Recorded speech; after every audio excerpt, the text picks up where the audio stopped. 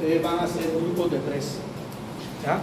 Y en la próxima me traen un resumen con fotos o con dibujos, no sé, de esas placas. Sí, le pueden tomar la foto. Foto, bien. Si la vaina está mala, le toca hacer dibujo.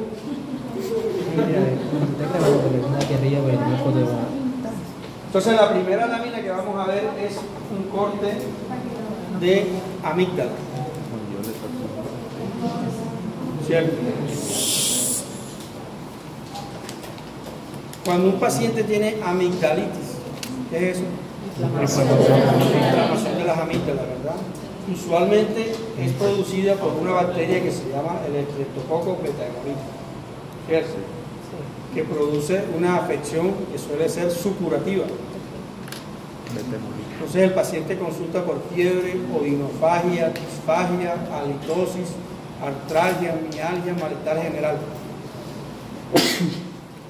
Cuando nosotros le hacemos el examen físico, abra la boca, diga A sostenido, le introducimos un baja lengua y observamos que las dos amígdalas están hipertrofiadas, ¿verdad?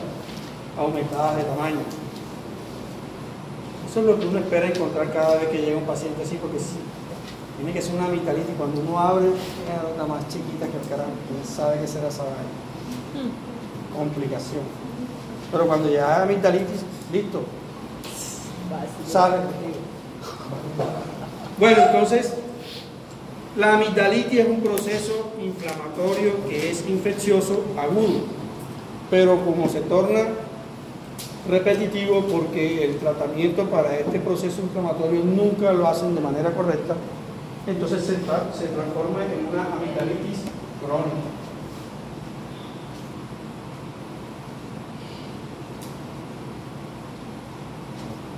¿Cuáles son las estructuras que conforman a las amígdalas desde el punto de vista histológico? En la parte externa tiene, histológicamente, un epitelio escamoso, ¿verdad? La parte externa no es una cápsula propiamente dicha, sino una superficie epitelial constituida por epitelio escamoso, con una superficie de aspecto lobulado en la que se reconocen también unas entrantes conocidas como criptas. Ahí tenemos una cripta, miren.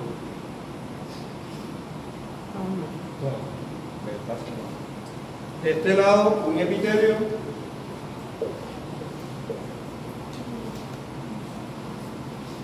del otro lado otro epitelio, el espacio vacío este que está aquí, para abajo, para abajo, para abajo, otra vez el epitelio en el fondo, una cripta.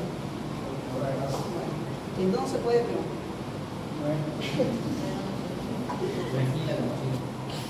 Qué linda, ¿verdad?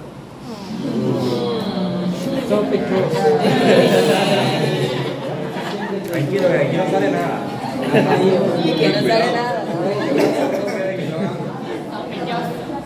Entonces este es el fondo de la cripta. El epitelio plano estratificado que tapiza la cripta normalmente en los procesos en una amígdala normal no tiene queratina, ¿verdad? Pero cuando ocurre el proceso inflamatorio se activa el estrato córneo y entonces empieza a producir queratina. Muchas veces el paciente les va a decir a ustedes, a veces yo me saco de ahí unas bolitas blancas. Yo sí me saco. Aquí tenemos un ejemplo. Por favor, sácate una aquí. Así no. Te voy a pedir mucho. Bueno, entonces la persona con un aplicador o haciendo enjuague, ¿cómo lo haces tú? Hay veces que me siento aquí la bolita y hago así o meto el dedo para pisar la bola. Se introduce el dedo en la cavidad oral y saca un fragmentico de un material blanquecino masoso que es queratina. Y huele feo. Esa queratina huele fétido en la parte interna o en la parte externa, en un quiste epidérmico de inclusión o quiste sebáceo, vamos a encontrar queratina que huele feo. ¿Ustedes han visto algún primo que tiene en la espalda un chibolito y se lo estripa? Sí. Quítate de aquí, pura pecueca. Pura grasa. Esa es la queratina que huele así. Bueno, entonces se produce material queratinoso. Pero bueno, ¿qué relación tiene esto con lo que hace referencia al tema de hiperplasias linfoides. Que es un ganglio.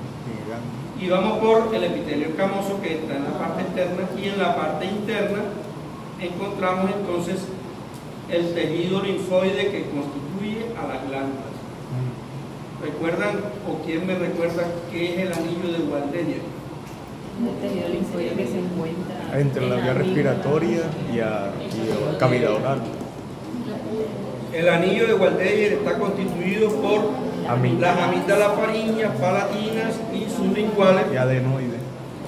que conforman un anillo de filtro de entrada de partículas del medio externo que son filtradas por este tejido linfoide. Bueno, entonces, todo esto para decirles que en las amigdalitis crónicas se observan unos cambios en los que se aumenta de tamaño el folículo linfoide, se activa el centro germinal, se polariza la zona del manto. Cambios estos que son relacionados con un tipo de hiperplasia linfoide, que sería la hiperplasia de tipo folicular.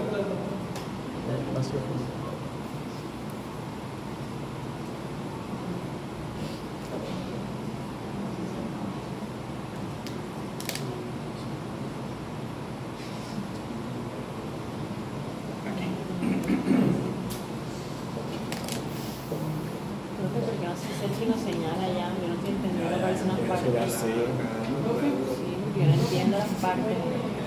Las bolitas esas. Como que no señala. Amígdalas faríneas, palatinas y sublinguales. Y adenoides, profe. Son las amígdalas palatinas, faríneas, amígdalas palatinas, las de arriba, o adenoides, y las sublinguales, conforme el anillo de Walderia.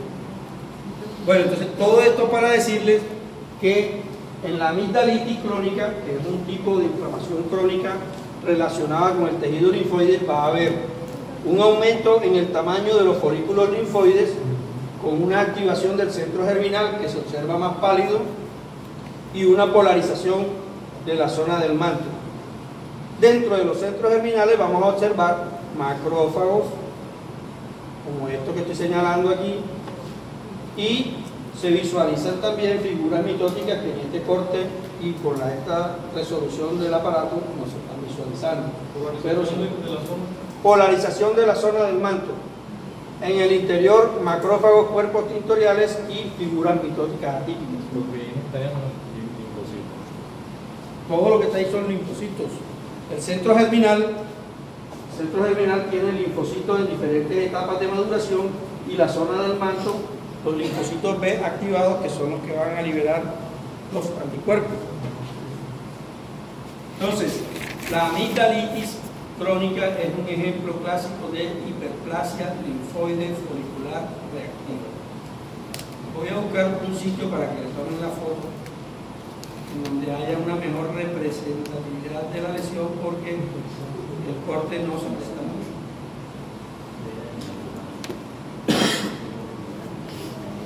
Hiperplasia linfoide folicular reactiva.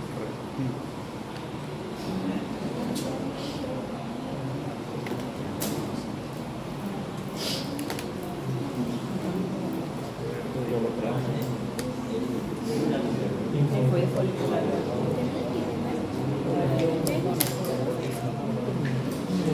¿Cuáles son los otros tipos de hiperplasia linfoide que conocemos?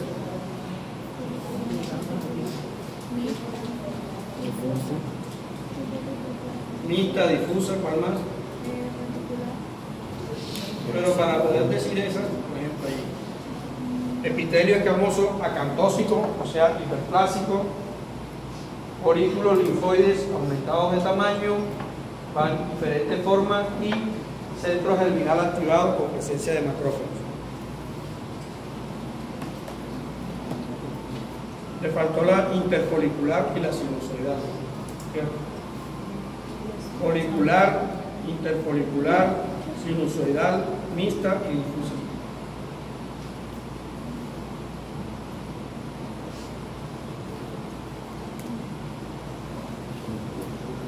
Bueno,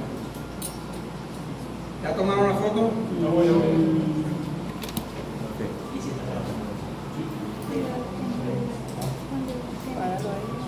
Sí, tenemos. Hay todo para Sí, eso es. Esta lámina, ¿verdad?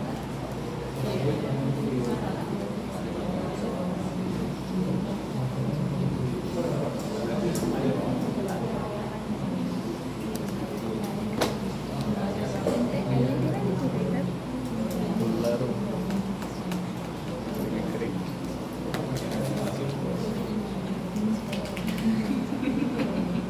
¿Cuál? Estamos. ¿Dónde está?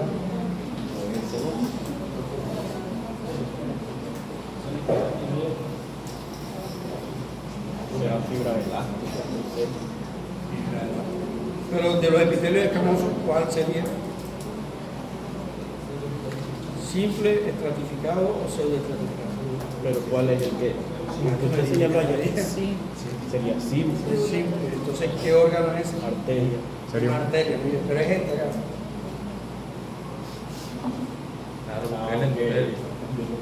Aquí es la Está al verde.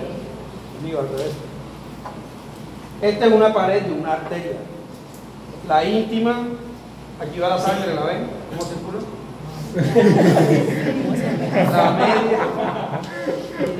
La media y la adventicia, ¿verdad? Aquí en la adventicia encontramos los vasos basólicos. Sí. Son los vasos de los vasos. La íntima es el epitelio plano estratificado, que muy bien, en algunos textos le llaman epitelio escamoso simple. Bueno, todo esto para poder entender nosotros qué es lo anormal en una arteria. Esto es lo normal, entre comillas, porque no está muy normal que digamos.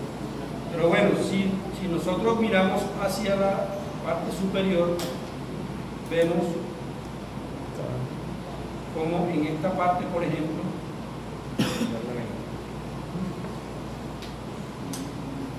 allí el flujo es laminar todavía. Por eso puedo llegar a frente. Se altera la arquitectura aquí, ¿verdad? Ay, afuera sí. De la pared soliteo. Se altera la arquitectura de la pared de la arteria. Y aquí ya estamos en el otro extremo. Otra vez, la íntima, la media Por ahí sí está. y la adventicia. Bueno, aquí en esta zona y un poquito más adelante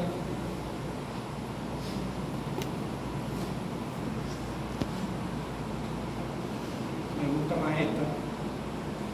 Observamos esta pequeña nube, como una nubecita, ¿verdad? Vamos a darle un poco de foco.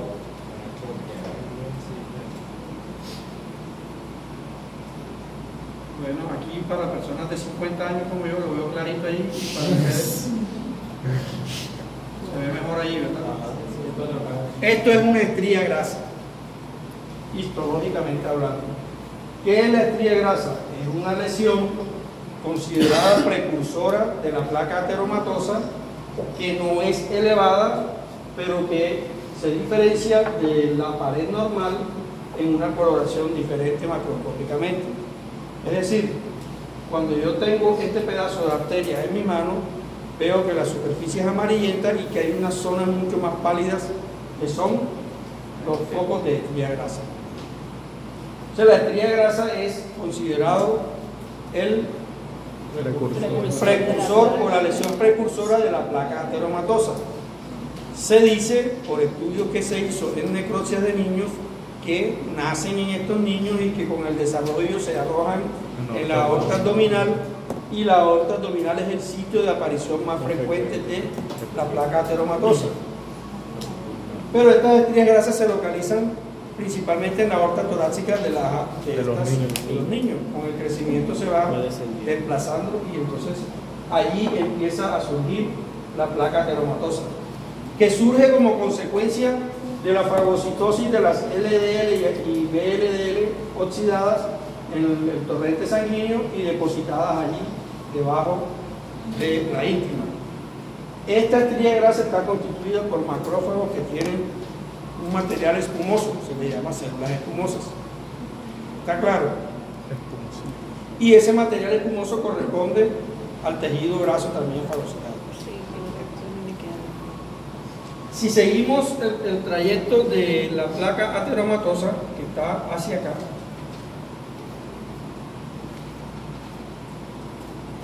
Entonces ya vemos cómo aquí, por ejemplo, a partir de otra estría grasa, se empieza a modificar la arquitectura, ya el flujo sanguíneo que venía hasta aquí, venía laminar, pero al llegar aquí ya empieza a desviarse un poco y a chocar contra la base de esa placa ateromatosa. Esta placa ateromatosa que está en esta lámina es bastante voluminosa. Vamos a ver, vamos a llegar a la cúspide de esa placa. Miren cómo se va alejando la íntima. La íntima se va alejando desde aquí de la capa media. Aquí ya está mucho más distante de la capa media porque el límite preciso entre la placa ateromatosa y la capa media es este. Aquí se observan las fibras elásticas, que lo dijo aquí se ve don ahorita, hace un ratito, y todo lo que está aquí hace parte de la placa ateromatosa. Entonces ya ahí tenemos una lesión elevada, todavía no hemos llegado a la cúspide de esa placa ateromatosa. Esta es de una aorta, por el gran tamaño que tiene, podemos deducir. La placa ateromatosa en su centro está constituida por un material necrótico, que no es más que producto de la degradación de los lípidos fagocitados y la destrucción tisular que se produce como consecuencia de la reacción inflamatoria que se genera en esa zona. Porque ya todos sabemos que la placa ateromatosa es una reacción inflamatoria crónica en donde participan linfocitos, macrófagos, y que además se unen las células de músculo liso que se transforman y también adquieren la capacidad de fagocitar a ese material espumoso. De modo que las células espumosas de la placa ateromatosa son ¿cuáles? La doctora Daniela, Macrófagos y células musculares. Macrófagos y células de músculo liso. ¿Ya? A las dos se les puede llamar espumosito. Espumosito o célula espumosa. Por eso si en el examen les preguntan A y B son correctas, son correctas. Ese sería en el examen del grupo que viene dentro de un año, porque esa pregunta no. Bueno, bien. Además de eso podemos ver estas estructuras que están aquí, que son los cristales de colesterol, cristalizadas, agunitas.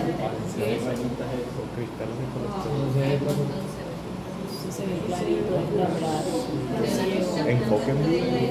Y si lo observamos en el moco de un paciente asmático, ¿cómo se llamaría? No son los cristales de... Anoche soñé con esa vaina, cristales de Charcot Leydig. Cristales de Charcot Leydig. En el moco de superficie de un paciente asmático, en la luz del bronquio, se ven los cristales de Charcot Leydig. Estos son cristales de colesterol o agujas de colesterol. Bueno, ¿ya tomaron la foto? Pero ahí no se ve. En el centro, en el núcleo de la placa ateromatosa. Entonces, ¿cuáles son los componentes de la placa ateromatosa? Linfocitos, mírenlos ahí cómo están. Linfocitos, fibroblastos que se encuentran en el casquete fibroso, o sea, la parte superior de la placa ateromatosa. Un centro necrótico que contiene células espumosas, cristales de colesterol y otra vez acá abajo más fibroblastos. Y también podríamos encontrar allí linfocitos, células de respuesta inflamatoria crónica. Bueno, listo. Van dos láminas, ¿verdad?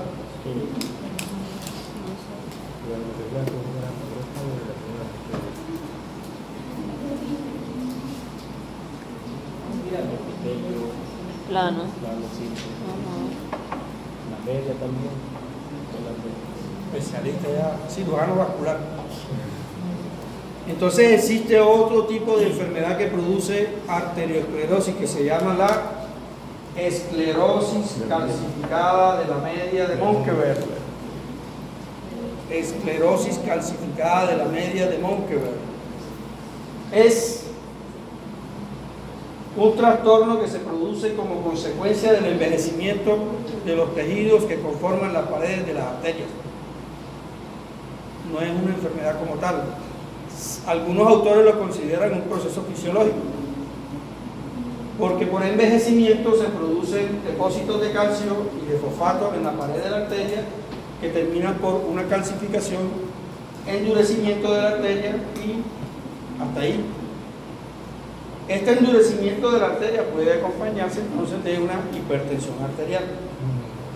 Pero lo más importante de ella es que no afecta el flujo sanguíneo. Miren cómo está pasando la sangre por aquí, laminar. No hay nada que la interrumpa, ¿verdad?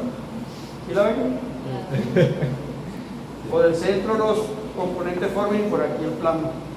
No hay una alteración en la superficie del endotelio que afecte el flujo sanguíneo. Por eso es que la enfermedad no tiene tanta importancia y se diagnostica de manera casual o incidental, o en un rayo X que le tomen a un paciente por cualquier otra enfermedad donde se observan las calcificaciones concéntricas, o en una cirugía donde se extraiga un órgano, por ejemplo el útero, y observe uno allí que hay calcificación de la capa media de las arterias.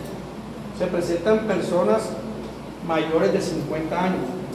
En unos libros de más tiempo decía que personas de la tercera edad, pero ya me involucraron a mí, que mayores de 50. Bueno, entonces... vieja la cédula. No concuerdo. Miren la calcificación esta. Esto que está aquí es el espacio que quedó por el procesamiento de la muestra, pero todo esto estaba repleto de este material calcáreo que toma esa coloración violácea o calcificación. Entonces es una esclerosis calcificada de la media de Monke.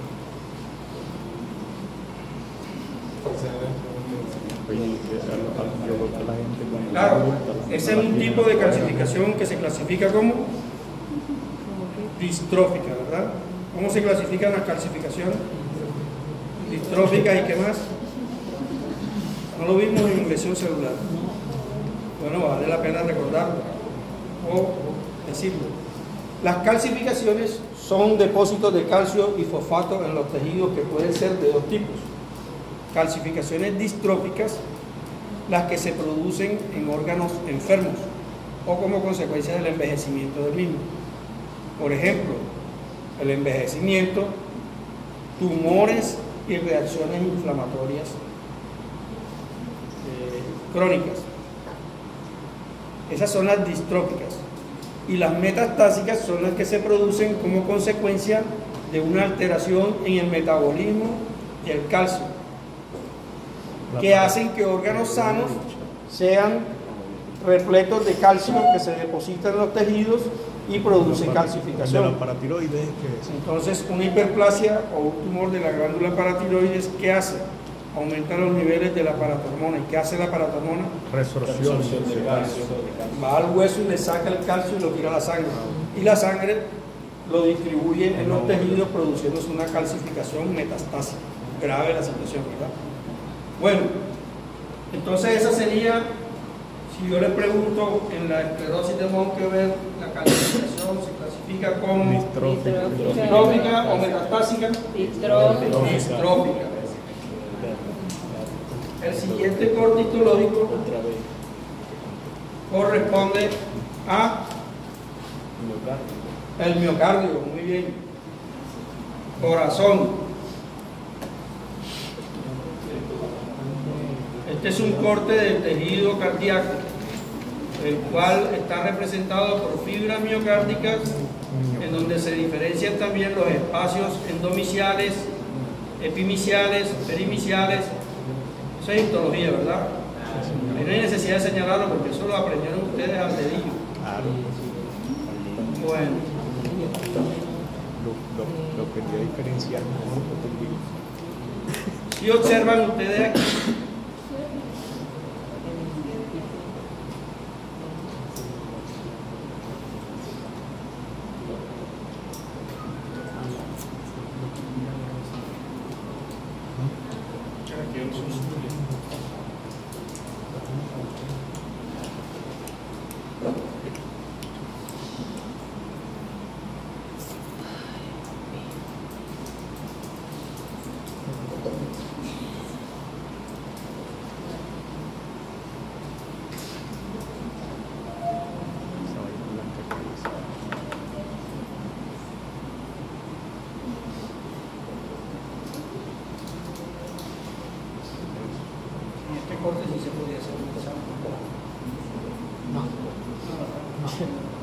tener en cuenta los páginas, se tienen en cuenta Pero esa vaina toda la veo rara.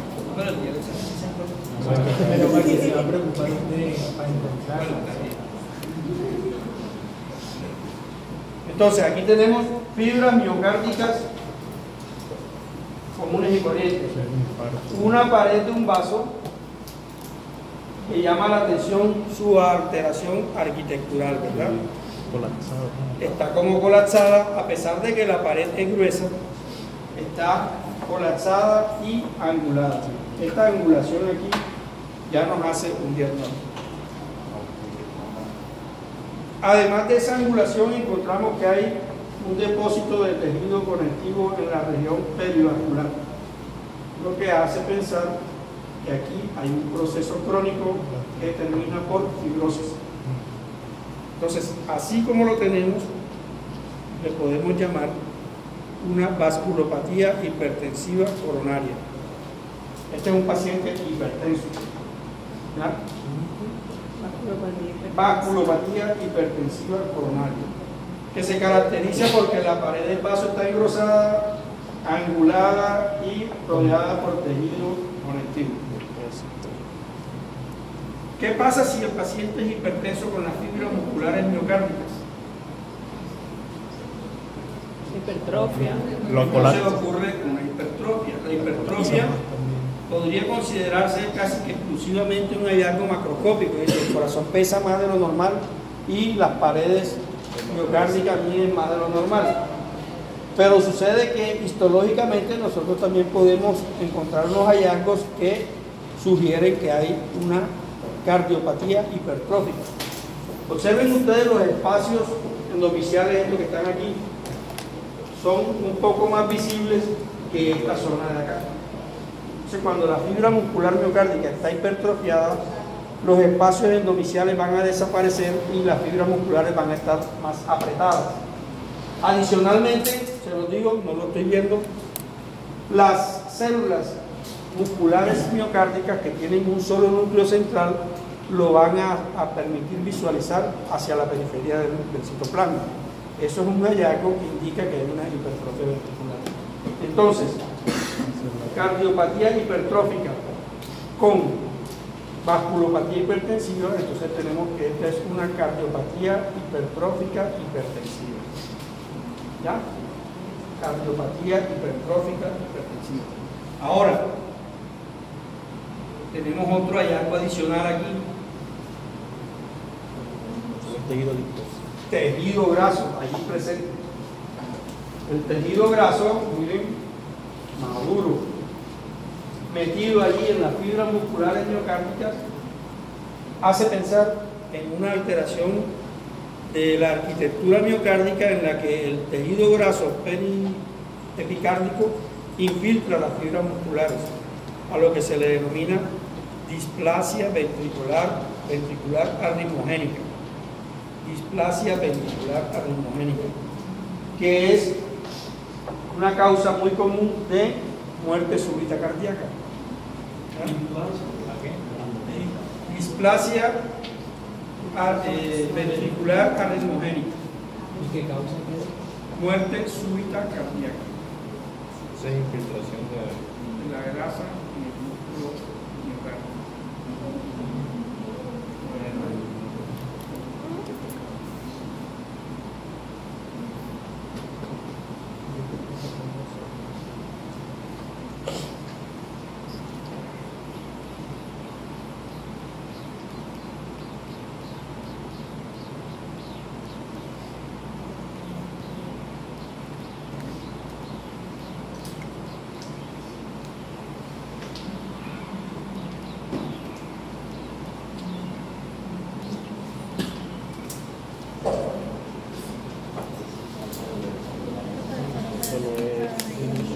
Eso yo creo que es la de enfisema. Enfisema. puede ser. ¿Qué es el enfisema? Retención de El atrapamiento de aire. Y el atrapamiento de aire en los espacios alveolares se llama enfisema pulmonar. Entonces digamos que si hacemos una comparación de esta estructura que está aquí, miren, Claro, tiene el epitelio. un saquito alveolar en donde se observan los tabiques constituidos por neumocitos tipo 1, tipo 2, macrófagos alveolares, el poro alveolar, fibras elásticas y un capilar sanguíneo. Estructuras necesarias para el intercambio gaseoso, ¿cierto? Los neumocitos tipo 1 producen el intercambio gaseoso. Los tipo 2 el surfactante para mantenerlos abiertos. Las fibras elásticas para expulsar el aire que contiene el CO2. Y los capilares donde se hace el intercambio gaseoso. Ya lo demás lo aprendimos ayer, ¿verdad? Los neutrófilos liberan elastasa, los cuales, por la ausencia de las células, de las alfa-1 antitripsina, destruyen a las fibras elásticas, rompen el tabique alveolar y se van formando unos espacios confluentes, es decir, varios sacos alveolares se rompen, forman un solo saco, a lo que se le denomina enfisema. Puede ser centroacinar o puede ser panacinar. El centroacinar es el que se produce en los fumadores. Aquí tenemos la presencia de una sustancia que se llama pigmento antracótico. Pigmento antracótico. ¿Qué es el pigmento antracótico? El de la nicotina. ¿Ah? El de la nicotina sería o algo así. ¿Es la nicotina? La nicotina es el componente del filtro del cigarrillo que causa la adicción, ¿verdad? La antracosis o pigmento antracótico es el carbón que se produce como efecto de la combustión del tabaco o también de la inhalación directa del carbón de las minas minerales. Ese no sale Por más, eso ¿verdad? se observa un punteado negro en la superficie externa y en la superficie de corte del pulmón que se le llama antracosis. Esto que están aquí son macrófagos que han fagocitado al carbón o pigmento antracótico, ¿verdad? Pero eso se sedimenta, ¿cierto? Ahí eso no sale más. Se deposita allí en el parénquima pulmonar y mira todo lo que ocurre alrededor de ese parénquima pulmonar. Fibrosis. Por eso la persona que fuma y se le deposita pigmento antracótico allí, empieza a hacer un proceso restrictivo pulmonar, es decir, una neumopatía restrictiva, porque los espacios alveolares también pueden ser reemplazados por tejido fibroso.